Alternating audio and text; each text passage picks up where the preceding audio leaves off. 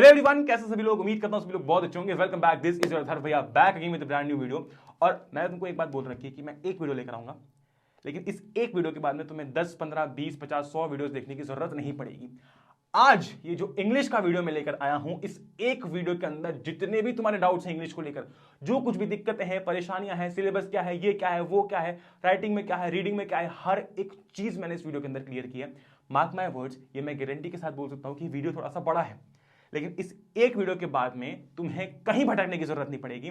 मैंने लिटरली इसके अंदर भाई हर एक चीज डिस्कस की है डिटेल में जाके, ठीक है, कि अपने रीडिंग सेक्शन में कैसा है, राइटिंग सेक्शन में क्या क्या आने वाला है, letter to editor, analytical paragraph आने वाला है, टेंसेस, मोडाल्स, ग्रामर में आने वाले हैं, है ना, ये क्या है, कैसे करना है, उसके बाद में लिटरेचर में कैसे पढ़ना है, किस किस टाइप के सवाल आ सकते हैं, किन किन टाइप के सवाल हमने सैंपल पेपर्स में देखे हैं, है ना, कैसे पढ़ना है, कहां से पढ़ना है, हर एक चीज मैंने इस वीडियो के अंदर डिस्कस की है। और सिर्फ इतना ही नहीं है, मैंने इस वीडियो के अंदर तुम लोगों के लिए बहुत सारे फ्री मटेरियल का अरेंजमेंट भी किया है, ठीक है। तुम्हारा भैया तुम लोगों के लिए बहुत ही तगड़ा फ्री मटेरियल लेकर आया है for literature as well as grammar. मतलब तुम्हें मजा आ जाएगा कि भैया वाह, ये चीज तुमने को चाहिए थी। और ना एक और चीज तुमको बतानी थी कि इंग्लिश के ऊपर ना मैंने 1 महीने पहले ऑलरेडी एक वीडियो अपलोड कर रखा है, ठीक है। जब कोई इंग्लिश को भाव भी नहीं दे रहा था ना, तब मैं ऑलरेडी एक वीडियो अपलोड कर चुका हूं, जिसकी शायद तुमको अभी बहुत सारी कॉपीज और बहुत सारी अलग अलग टाइप के सेम वीडियोस देखने को मिलेंगे, ठीक है। विद दैट बीइंग सेड, बिना किसी देरी के स्टार्ट करते हैं। अब देखो यार, सबसे पहली बात तो यह है कि हमें यह समझना पड़ेगा इंग्लिश का पेपर डिवाइडेड कितने हिस्सों में है। जिसको ये नहीं पता, मैं क्विकली 10 सेकंड में बता देता हूं,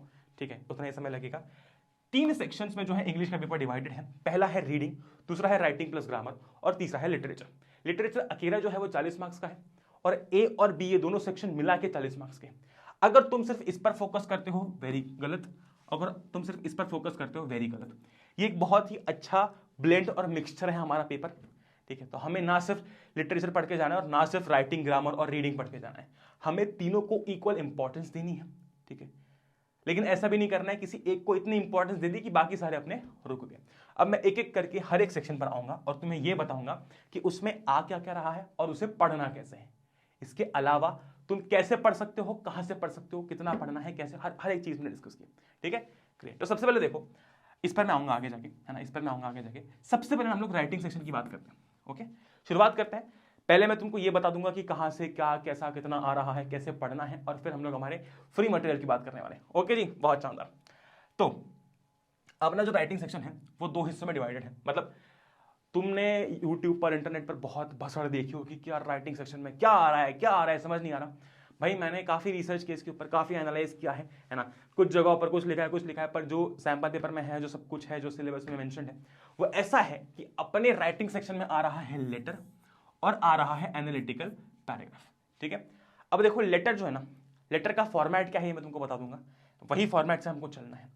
लेटर का टाइप बहुत ज्यादा स्पेसिफाई नहीं किया गया है कि भाई लेटर टू एडिटर ही आएगा या फिर जो है बिजनेस लेटर नहीं आएगा। तो मैंने क्या किया ना, हर टाइप के लेटर का एक एक एग्जांपल नीचे एक पीडीएफ में डाल दिया, ठीक है। तो हम क्या ना भाई पूरा फुल प्रूफ प्लानिंग के साथ में जाएंगे। हमको बिल्कुल भी एग्जाम में जाके रुकना नहीं है, थमना नहीं है कि यार ये तो मुझे आता ही नहीं है, ऐसा तो कुछ करेंगे नहीं हम, ठीक है। हर टाइप के लेटर, जैसे कि बिजनेस लेटर हो गया, अपना लेटर टू एडिटर हो गया, हर टाइप के लेटर का मैं तुमको एग्जांपल नीचे दे दूंगा। वो एक एक एग्जांपल अगर तुम देख लोगे ना, उसके अंदर ये भी मेंशन होगा कि भाई लेटर को स्टार्ट कैसे करते हैं, लेटर को एंड कैसे करते हैं, है ना, और लेटर की बॉडी में क्या रखते हैं।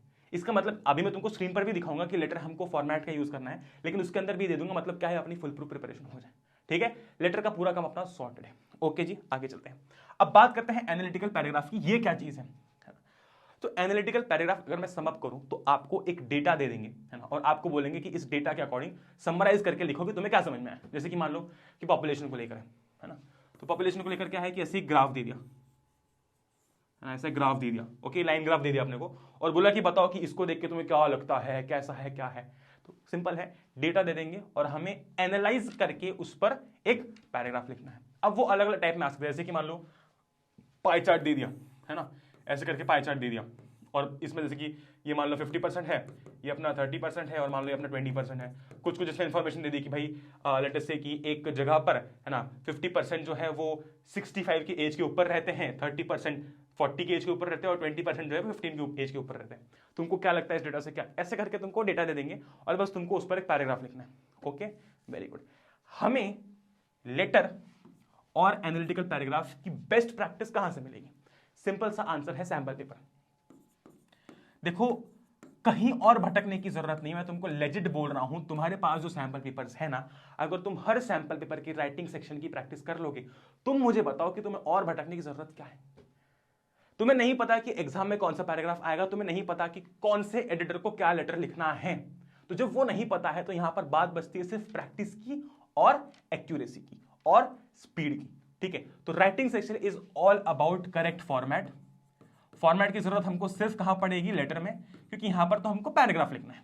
ओके, और इसकी प्रैक्टिस कैसे हो सकती है, प्रैक्टिस करके। सिंपल है, किसी का कुछ वीडियो देख के कुछ नहीं होने वाला है, क्योंकि पैराग्राफ फिक्स नहीं होता कि यही आएगा, कहीं से भी आ सकता है, कुछ भी आ सकता है।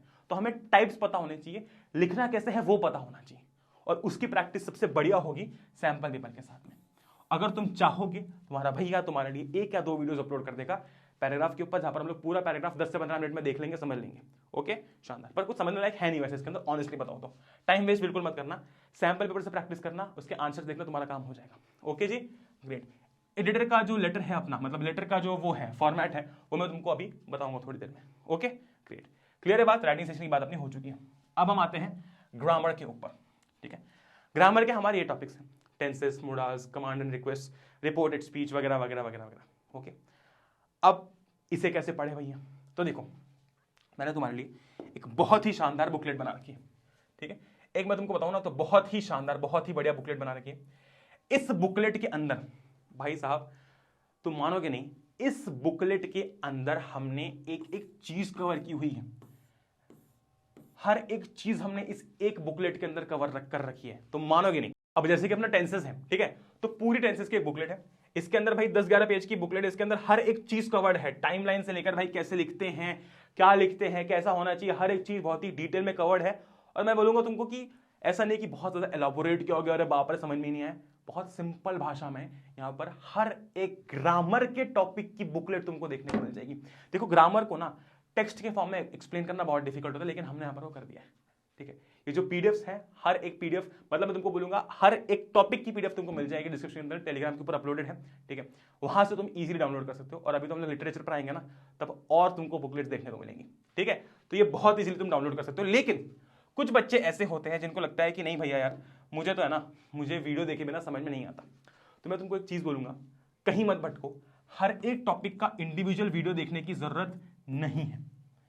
ठीक है, क्योंकि देखो ये कोई बहुत ज्यादा मार्क्स नहीं है ग्रामर के, ऑनेस्टली स्पीकिंग। ऐसा नहीं कि अगर ग्रामर नहीं आता है तो पूरा जो पेपर है वही चले जाएगा, ऐसा नहीं।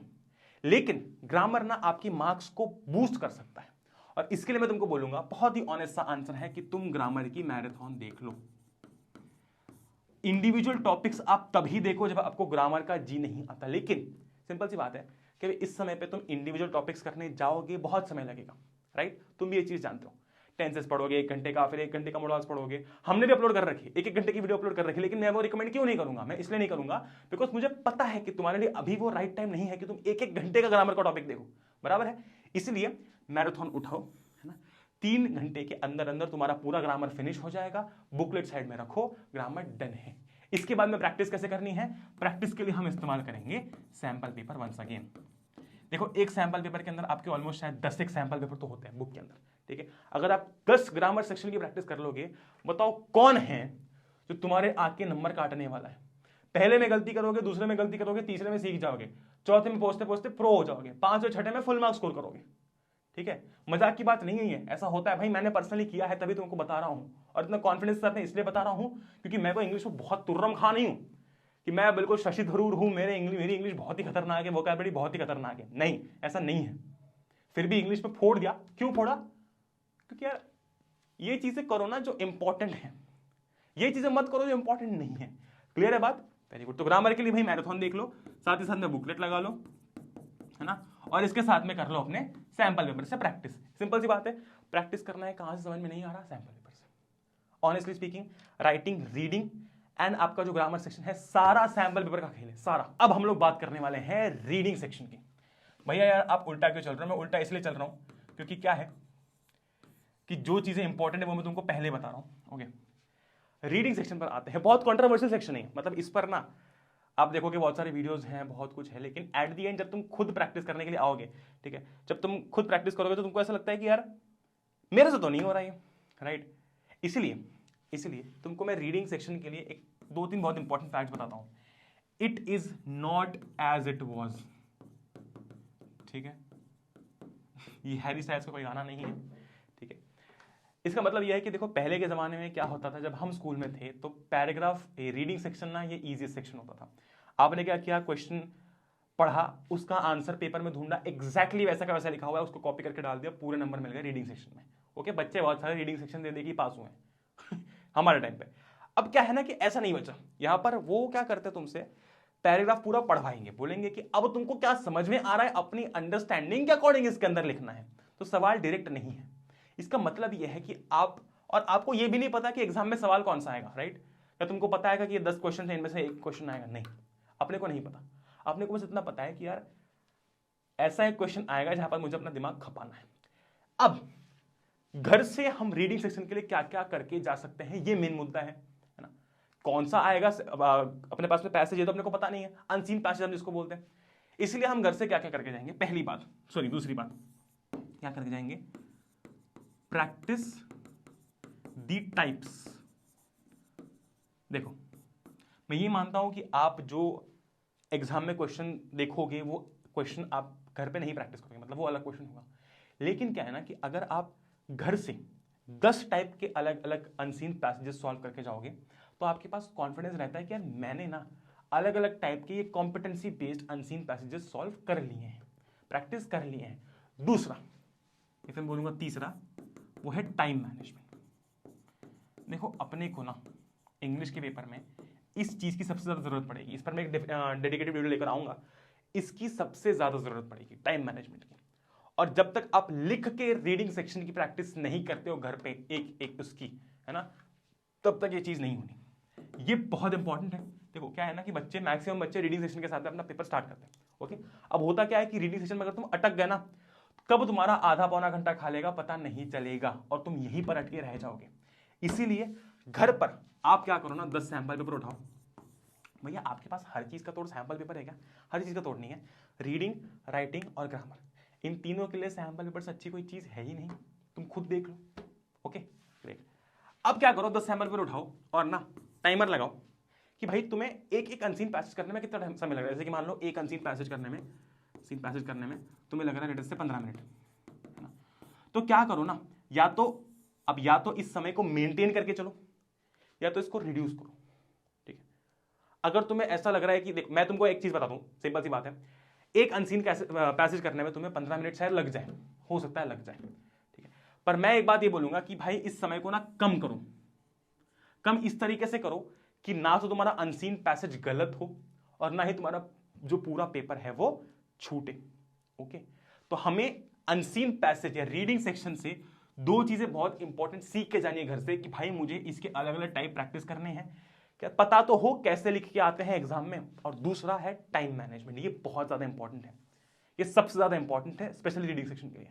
अब अगर मैं तुमको बोलूं कि लिटरेचर के अंदर हर एक चैप्टर के लिए टॉपिक वाइज जो है मैं समरी लेकर आया हूं, ठीक है। मतलब क्या कि पूरी जो समरी है ना वो टॉपिक वाइज डिवाइडेड है, ठीक है।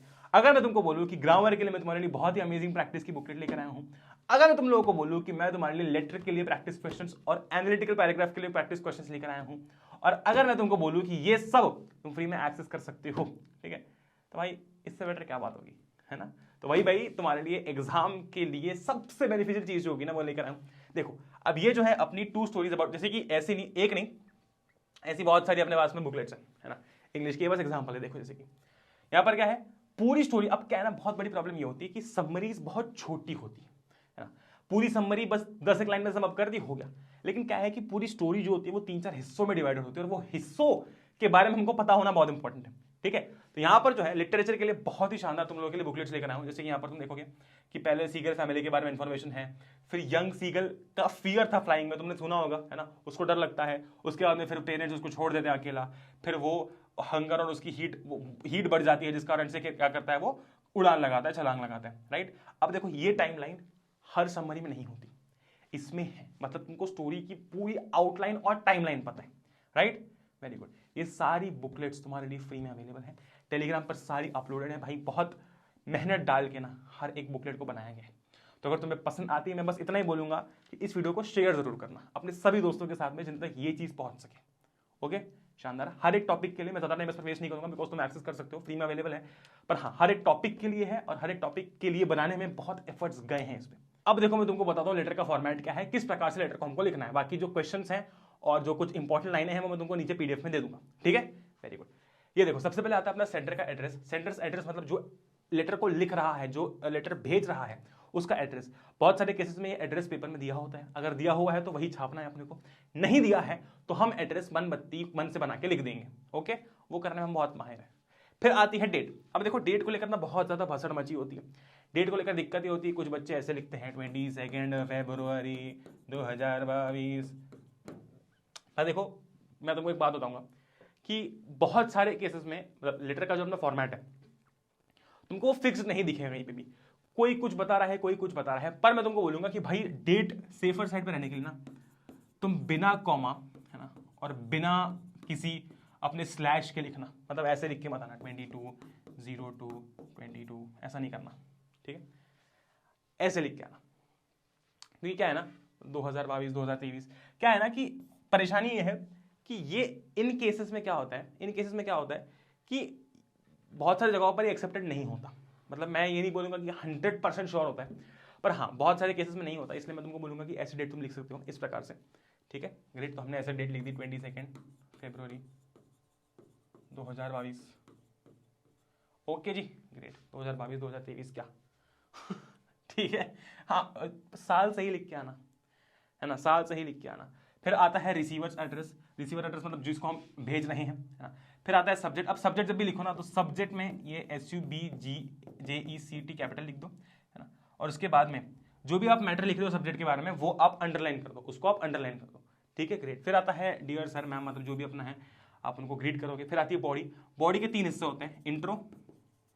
इंट्रो में आएगा कि आप अपने बारे में बताते हो और आप प्रॉब्लम के बारे में बताते हो कि आपने ये लेटर क्यों लिखा। जैसे कि मान लो आप लेटर टू एडिटर लिख रहे हो, मान लो, तो आप लिखोगे कि आई एम ये है ना, मैं ये मतलब ऐसा ऐसा है और I would like to draw your attention towards the increasing crime rates in India. तो मान लो कि ये आपका टॉपिक है, इस पर आप लेटर लिख रहे हो, तो आप इसमें ये लिखोगे कि आप हो कौन और आप ये लेटर क्यों लिख रहे हो, क्या प्रॉब्लम है, क्या परेशानी है, ठीक है। ये इंट्रोडक्शन हो गया।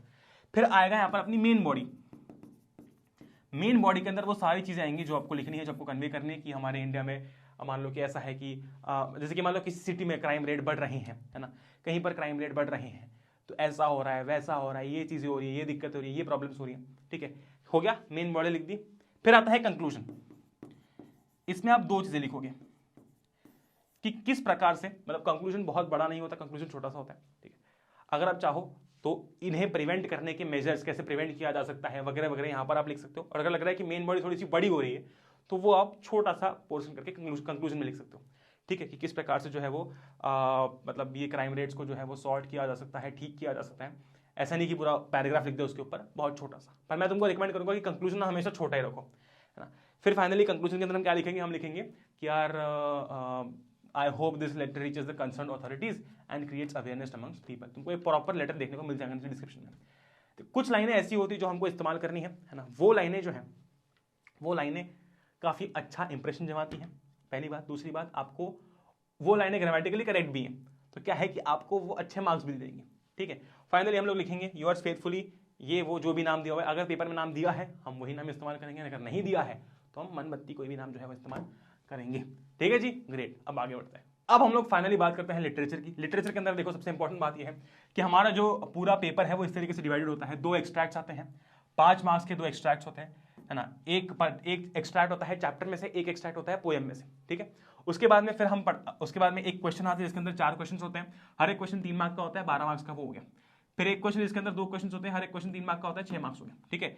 फिर एक क्वेश्चन है 6 मार्क्स का और एक और क्वेश्चन है 6 मार्क्स का। इस प्रकार अपना पूरा 40 मार्क्स का हो गया। देख लो 5 5 10 12 22 28 34 और 40। ओके जी, अब इन्हें पढ़ना कैसे है, बहुत इंपॉर्टेंट सवाल है।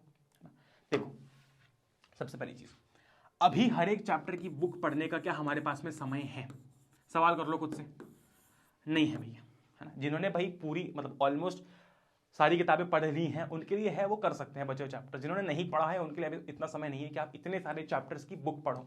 ओके ग्रेट, वेरी गुड, बहुत शानदार। इसका मतलब यह है कि भाई पूरी बुक पढ़ना इज नॉट दी ऑप्शन। पूरी बुक पढ़ना इज नॉट दी ऑप्शन। तो बचता क्या है, बचता है कि हम समरी वीडियोस देख लें। लेकिन एक बहुत बड़ी गलती हम ये करते हैं कि हम समरी वीडियोस जो है ना बहुत बेसिक से देखते हैं, राइट, बहुत ही बेसिक से हम लोग समरी वीडियोस देखते हैं, बराबर है। हमें ना एटलीस्ट ऐसे समरी वीडियोस देखने हैं जहां पर थोड़ा सा डिटेल एक्सप्लेनेशन हो, जहां पर आपको ना एक पर्टिकुलर जगह पर रुकवा के ये बोला जाए कि यार अगर इस पर सवाल आता है तो हमको ऐसे ऐसे ऐसे लिख के आना है, ठीक है। ये बात बहुत ज्यादा इंपॉर्टेंट है। देखो समरी तो आप बुकलेट से भी पढ़ सकते हो, है ना, तो वीडियो देख के फायदा क्या हुआ। इसीलिए हमें समरी वीडियोज यार वो देखने हैं जिसके अंदर हमें थोड़ा सा डिटेल एक्सप्लेनेशन दिया हो, कुछ पर्टिकुलर जगहों पर रोक कर चैप्टर के अंदर बोला जाए कि देखो यार इस पर ना सवाल आ सकता है तो हमें ये ऐसे ऐसे ऐसे लिख के आना है। वो समरी वीडियोस हमको देखते हैं, ठीक है। हर एक चैप्टर के आप समरी वीडियो देखो। देखो मैं तुमको बोलूंगा पोयम जो है ना, पोयम के ऊपर आप बहुत इजीली फुल मार्क्स स्कोर कर सकते हो, क्योंकि पोयम की बस एक्सप्लेनेशन समझनी होती, पोयम छोटी होती, बराबर है। तो बस एक्सप्लेनेशन समझनी हो, पूरी पोयम आपने समझ ली, बराबर। अब आते हैं हम लोग एक एक सवाल के ऊपर। तो देखो आप ना जब समरी वीडियोस देखोगे, उसका बुकलेट लगा लोगे, तो आपके हर एक चैप्टर का बेसिक पूरा क्लियर हो जाएगा। मतलब आप इतने एलिजिबल हो जाओगे कि आप 40 में से एटलीस्ट 30 मार्क्स तो लेकर आ ही जाओ, ठीक है। ये बात तो है, ओके। और ये आप इजीली 1 से 2 दिन में कर सकते हो, गारंटीड, ओके, शानदार। तो सबसे पहले ये है कि हम लोग क्या करें, समरी वीडियोस देखें और जो है वो बुकलेट लगा लें। अच्छा, अब सवाल ये है कि हमें ऐसा क्या चाहिए जिससे कि हम वो बचे हुए 10 मार्क्स स्कोर कर सकते हैं। देखो सबसे पहली बात तो ये है ना, सबसे पहली बात तो ये है कि आप जब समरी वीडियोस देख रहे हो, आप जब बुकलेट पढ़ रहे हो, तो वहां पर एक परेशानी ये है कि हम चैप्टर की गहराई में नहीं गए हैं। आप जब चैप्टर की समरी पढ़ोगे, पोयम की समरी पढ़ोगे, आप ये बहुत इजीली कर लोगे, ठीक है। आप ये सवाल बहुत इजीली कर लोगे, आप ये सवाल बहुत इजीली कर लोगे, आप ये और ये इजीली कर लोगे। लेकिन यहां पर जो 5 मार्क्स वाला सवाल है ना, जो चैप्टर के अंदर से आ रहा है, जो आपको कुछ लाइनें देगा और बोलेगा कि बताओ इसका मीनिंग क्या है, वहां पर दिक्कत आती है, वहां पर प्रॉब्लम आती है, ओके। और इसीलिए हमें वो चैप्टर की गहराई में जाना बहुत इंपॉर्टेंट होता है। इसके लिए मैं तुमको एक चीज रिकमेंड करूंगा, तुम क्या करो ना, पीवाईक्यूज उठाओ, लिटरेचर की पीवाईक्यूज उठाओ। मैं तुमको प्रीवियस ईयर क्वेश्चंस दे दूंगा, प्रीवियस ईयर के जो क्वेश्चन पेपर्स है ना वो दे दूंगा, प्रॉपर एक 10 साल के पेपर दे दूंगा। उसमें तुम लिटरेचर में जाओ और देखो कि किस प्रकार के सवाल आए हुए हैं, क्योंकि जब तुम सवालों के टाइप समझोगे ना, तब तुम्हें समझ में आएगा कि इस प्रकार से हमको आंसर लिखना है। इसके साथ साथ एक और चीज करो, उठाओ टॉपर की आंसर शीट, क्योंकि भाई एक आंसर के अंदर सेम इंफॉर्मेशन लिखने के बाद में भी क्यों एक टॉपर को ज्यादा नंबर आ रहे हैं और हमको कम नंबर आ रहे हैं, परेशानी है, प्रॉब्लम है प्रेजेंटेशन की। उसने उस मान लो एक कैरेक्टर के ऊपर कुछ इंफॉर्मेशन पूछी गई, उसने उस कैरेक्टर के ऊपर इंफॉर्मेशन बुक के अकॉर्डिंग लिखी, तुमने सेम इंफॉर्मेशन अपनी मनमर्जी से लिखी। इसमें दिक्कत है, इसमें चेंज है, इसमें एक प्रॉब्लम है। इसीलिए क्या है ना कि हमें 2 चीजें करनी है, पहले उठाने हैं पीवाईक्यूज और दूसरा हमको देखने हैं टॉपर आंसर शीट, है ना। लिटरेचर में इसके बाद में आप अच्छा खासा फोड़ दोगे, बिकॉज तुमको बताता हूं कि जनरली ये जो 6 मार्क्स के सवाल आते हैं ना, ये थोड़े से ना मॉरल थीम पर बेस्ड होते हैं कि इसके अंदर चैप्टर के अंदर ये क्या है, ऐसा क्या है, वैसा क्या है, ऐसा उसको करना चाहिए था, वैसा करना चाहिए था, ठीक है। वो तुम इजीली लिख दोगे, वो तुम इजीली लिख दोगे, ओके। यहां पर जो है ना, ये जो 2 मेन है ना, अपने यहां पर थोड़ा ना अपने को लाइन बाय लाइन और बहुत ही क्रिस्प होकर चलना पड़ता है। उसका आइडिया पीवाईक्यू से लगता है, उसका आइडिया टॉपर के आंसर शीट से लगता है। अगर ये तुमने कर लिया ना, इसके बाद तुमको किसी भी चैप्टर में कोई दिक्कत नहीं आएगी। लेजिट तुम खुद खोल के देख लेना, तुम खुद बोलोगे भैया ये तो मजेदार चैप्टर है, इसमें तो बहुत मजा आया मेरे को करके, ठीक है। ग्रेट, तो ये अपने को ध्यान रखना है। इसके बाद फाइनली मैं तुमको एक चीज बोलूंगा, सब कुछ हो जाने के बाद में, है ना, सैंपल पेपर उठाना। और मैं बोलूंगा कि 24, 25 एंड 26 इन 3 दिनों में ना जितने सैंपल पेपर तुम कर सकते हो उतने सैंपल पेपर करना, बिकॉज हमारा गोल ये रहेगा उसके बाद में कि मुझे 3 घंटे में पेपर पूरा सॉल्व करना है, मतलब करना है किसी भी हालत में, कैसे भी 3 घंटों में मुझे पेपर सॉल्व करना है, ओके। और इसीलिए लिख के प्रॉपर 3 घंटे की सिटिंग हमको करना जरूरी है। इस वीडियो के बाद में अब तुम्हें कहीं भटकने की जरूरत नहीं है, हर एक इंफॉर्मेशन मैंने तुमको दे दी है, अब बस जाओ वहां रिस्पेक्टिव जगहों से पढ़ो और हो गया, ओके जी। That being said, this is Atharva भैया साइनिंग ऑफ। हर एक पर्टिकुलर मैं बोलूंगा कि आपका फ्री मटेरियल टेलीग्राम पर अपलोडेड है, आप जाओ उसको यूज करो भाई, बिंदास उसको शेयर करो, वो तुम्हारे लिए बना हुआ है, तुम्हारे ऊपर उसका पूरा हक है, ठीक है जी। That being said, this is Atharva भैया signing off. Best of luck for exams. तुम लोग फोड़ के आओगे। जो बच्चे शायद इसके बाद कभी वीडियो देखना भूल जाए, फिर जब मैं उनको बेस्ट ऑफ लक विश करूं तो वो यहाँ पर नहीं रहे, मतलब वीडियो देखने के लिए यहाँ पर वो नहीं है, उन्होंने फोन जो है अपना बंद कर दिया है, ठीक है। तो उनके लिए मैं बोलूंगा भाई बेस्ट ऑफ लक, तुम लोग आग लगा के आओगे, इसकी बात की गारंटी है 100%। ठीक है, with that being said this is your Atharv भैया signing off. Thank you for watching. Jai Hind, Vande Mataram, good bye, love you all, take care, watch will जब भी।